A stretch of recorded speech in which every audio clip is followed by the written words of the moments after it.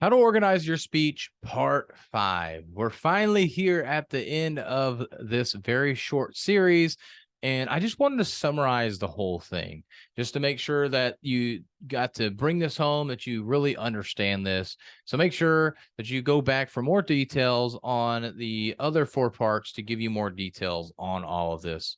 But first and foremost, when it comes to giving a speech, you have to have that opener. And why do you need to have that opener? So you can capture your audience's attention.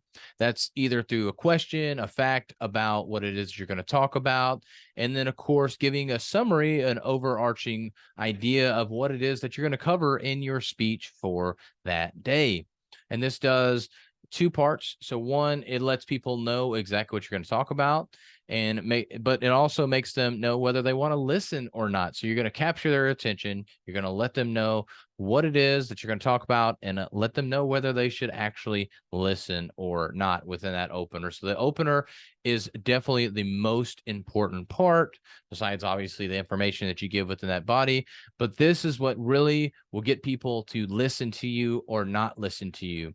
And there's a good side of that and there's a bad side. So you want to make sure that people listen, which is obvious. But if you don't use your opener properly, nobody will listen. But if you use your opener properly, the people that are meant to listen, that want to know the information that you're giving, will listen. And the people that don't want to hear your information will not listen. And that is acceptable. But it's not acceptable if nobody listens, because especially if you are speaking to an audience that's there for information like what you're sharing, then you want to make sure that they're listening. So that's why that opener is so important.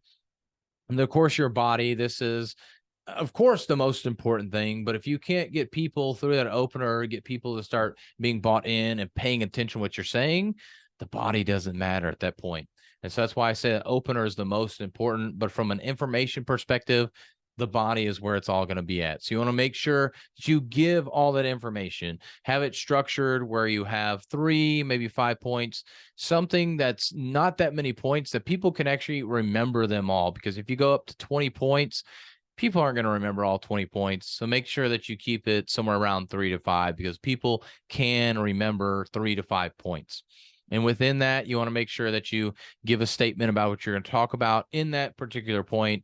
Give a story about that point so that people can relate it back to them, so it can become tangible and something that they can then correlate within their mind, because a fact isn't something that we can necessarily say, I got that. I see how this applies to my life or my business. So you want to make sure you have a story to relate with that, and then summarize it and do that for each individual point in just a quick summary, not 3 to 5 sentences long or a couple minutes long, but you want to make sure it's like one sentence. So it should take like 15 seconds in order to summarize that before you go on to the next point.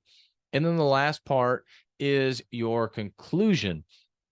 So what you want to do in your conclusion is really summarize what it is that you said. So sometimes I will go through and literally say all the points that I said, or I might say a couple of those and give them an overarching idea of what I wanted them to learn from that, and then even give them a remember this kind of thing. And so that'll be one of those points, or one fact within the points that I shared that I really want them to remember, and then giving them that call to action.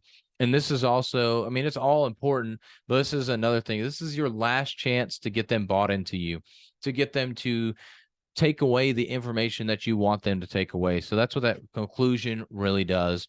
And then being able to transition between all of these points. Make sure that you find smooth ways to transition.